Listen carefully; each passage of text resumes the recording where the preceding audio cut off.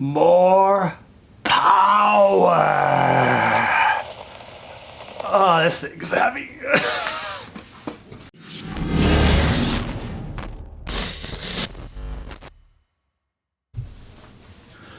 ¿Cómo está usted, mi amigos?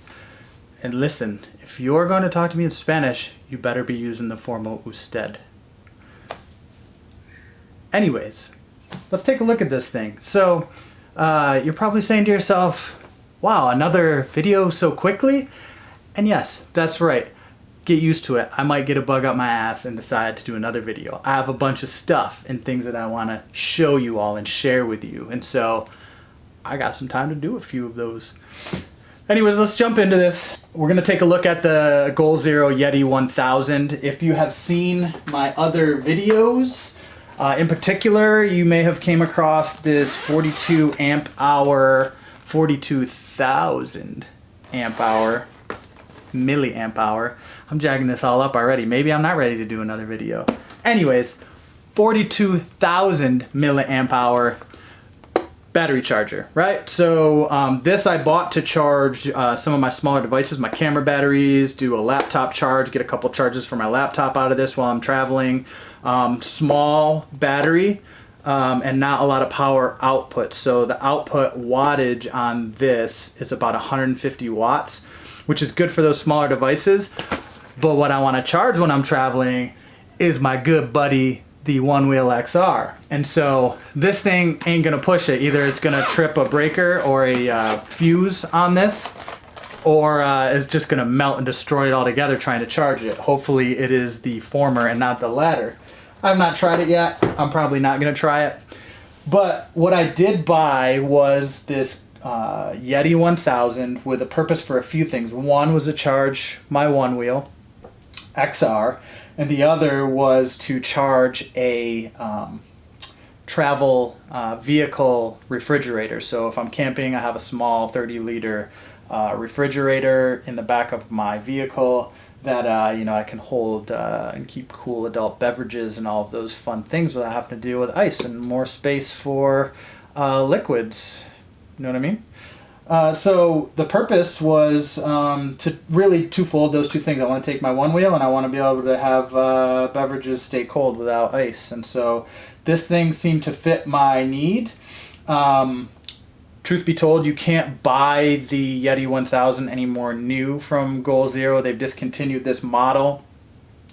However, you can find refurbished models of this on the Goal Zero website sometimes.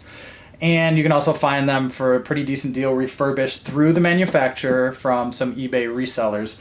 And that's exactly what I did. I actually bought this refurbished through a reseller on eBay, and I got it at a significantly discounted price. And so really fit my need, what I was looking for.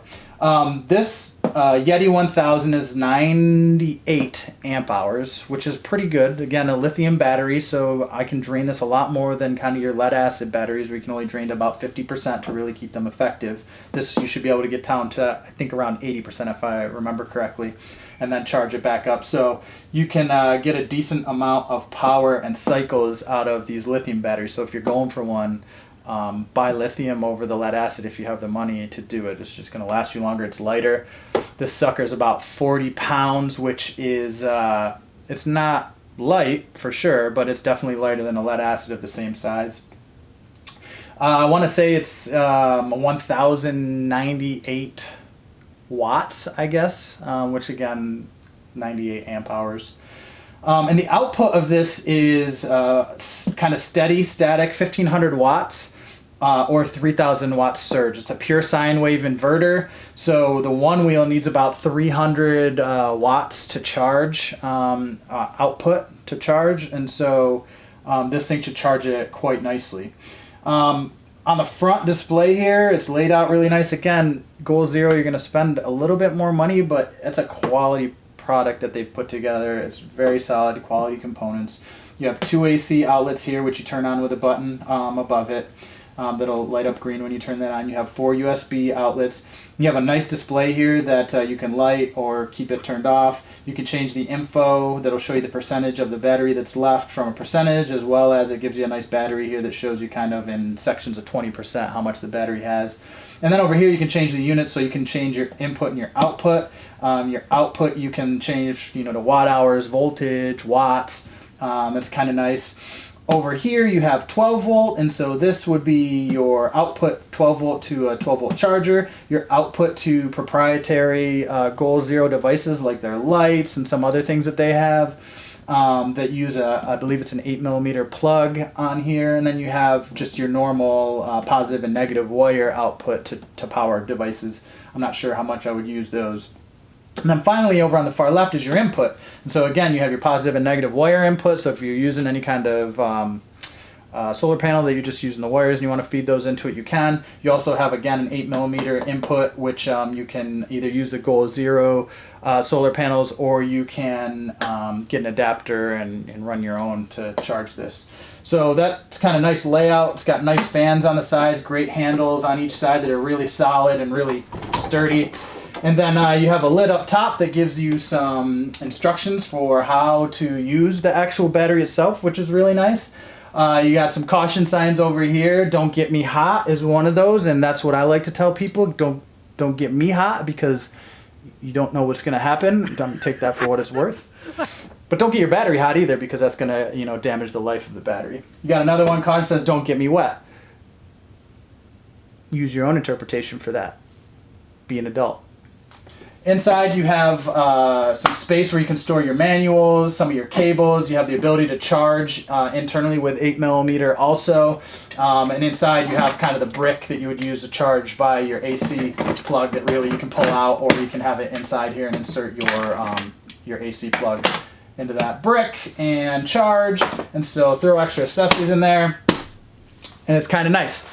So I like this thing. I want to take a look at it. I haven't really used it yet. What I want to do is I want to go over the charge that I have on my Onewheel right now. And so currently we are at 47%. So 47% charge. Anyways, believe me, it's 47% charge.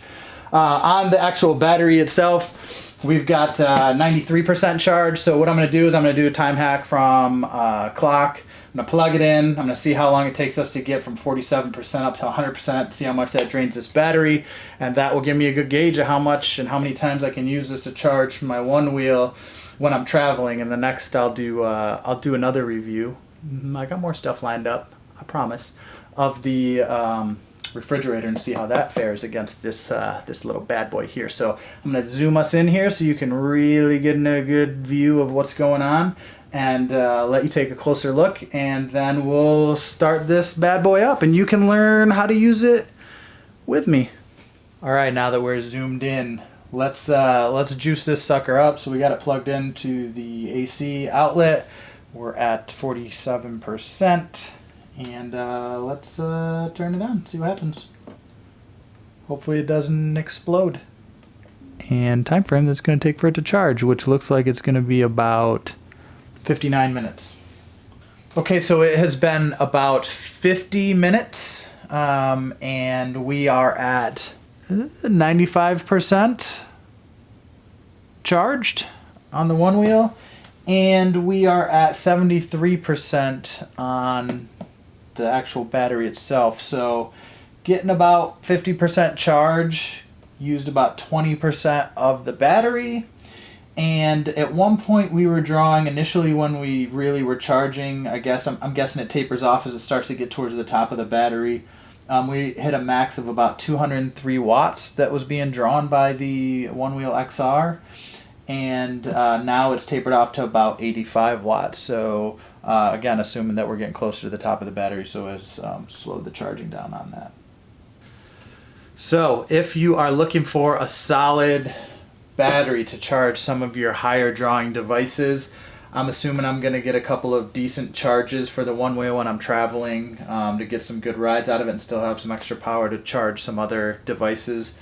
with the Yeti 1000. Again, discontinued. Take a look for some certified refurbished sellers, and you can get a great deal on these online.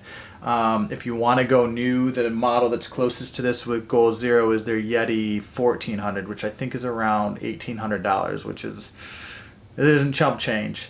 Hope this video was informative for you all, in case you were wondering for some ways to charge your Onewheel. Obviously there's a bunch of other battery options out there. I like the design and the quality coming from Goal Zero. It costs a little bit more, but I've learned to buy once, cry once through a lot of money spent on things that did not last. So thanks again for watching the channel. You know how them itchies work, and I got them scratchies, and you should also have those scratchies for your itchies or something like that. Anyways, I'll see y'all later. Thanks for tuning in. Talk to you soon.